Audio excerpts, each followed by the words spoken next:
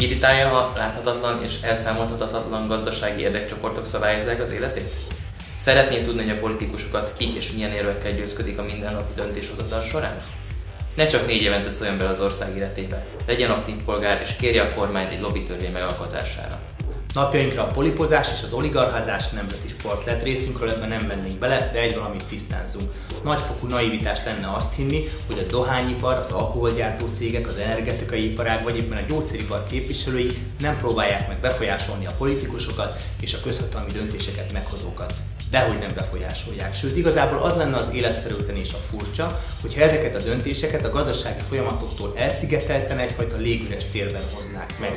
Erről persze nincs szó, de az, hogy ez a nagyon fontos jogi, társadalmi, gazdasági, jogállami kérdés nem kerül semmilyen módon szabályozásra, a korrupció melegágya.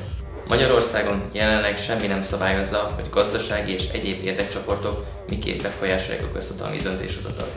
Létezett egy magyar lobbitörvény, ezt azonban a jogalkotó 2010. decemberében hatályon kívül helyezte.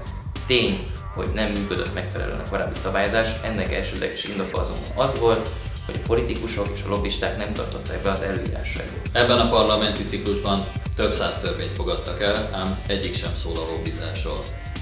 Ami tervben van, az pusztán annyi, hogy a központi közigazgatás tisztviselőire milyen szabályok fognak vonatkozni, hogyha lobbistákkal, cégvezetőkkel vagy bárki mással találkoznak, akik magánérdekeket akarnak kijárni, ám ez utóbbi körre semmilyen szabály nem fog vonatkozni.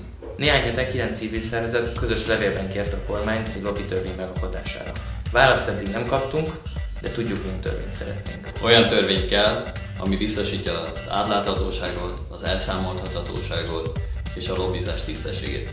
Ezzel szemben most nem tudjuk, mi győzi meg a döntéshozókat.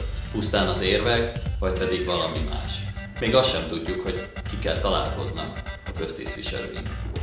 Ön, mint a lobbizás szabályozására éhes polgár jelenleg 2 dolgot tehet.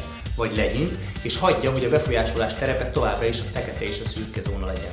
Vagy csatlakozik kampányunkhoz, és kéri a kormányt egy megfelelő lobbiszabályozás mielőbbi megalkotására. Mi az utóbbit javasoljuk, sőt kérjük öntől. Csatlakozzon kampányunkhoz, kérje a kormány illetékes miniszterét arra, hogy szülessen meg egy megfelelő lobbitörvény. Gyakoroljon nyomást ön is!